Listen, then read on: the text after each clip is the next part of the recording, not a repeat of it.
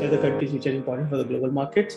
The US, Europe, within Europe, Germany, very important.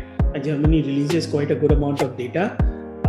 France, Italy, their employment numbers and growth numbers are important. So Europe basically has 4 countries which are quite strong. Germany, France, Italy, and the other one you actually cannot say it's in Europe is Britain, basically Great Britain. So now they are out of Europe. So Great Britain, these are the 4 countries which are important. UK is certainly important from the data point of view. Then you have Japan. Some of the data from Japan important. China is important for the global markets. These are the countries which matter. Australia matters. India's maybe the policy decision matters, but it's like not critical for the global markets. See, unfortunately, it's only 1.5% of the global wealth. We very happy looking at our GDP growth numbers. But what exactly is GDP growth? GDP growth. What is GDP? GDP is the gross domestic product, the earnings of a country, right? Total earnings the country had this year. And GDP growth is the rate at which it is growing, right?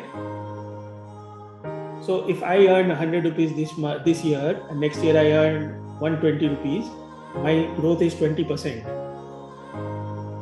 Mukesh Ambani can earn 1 lakh crores this year. Next year also he earns 1 lakh crore. His growth is 0, but he earns 1 lakh crore. So that is the difference. That is wealth. Second order derivative is income. Third order derivative is growth. So when we become too happy about growth numbers alone, we should be careful. We should look at the wealth, the GDP absolute number, and then the growth number. All are important. So to have a clout in the world, you need wealth. You need the capital. You need the investment abilities. That's what is required. So that's where the US is 40% of the global wealth. Japan, China are around 10% each. Now China is a little higher than Japan nowadays. And you'll have these European countries and Great Britain at around 4-5% each. And India is at 1.5% of global wealth at this stage. And then one more interesting information is 50 years back, both China and India were at 1.5% of the global wealth. That was the share.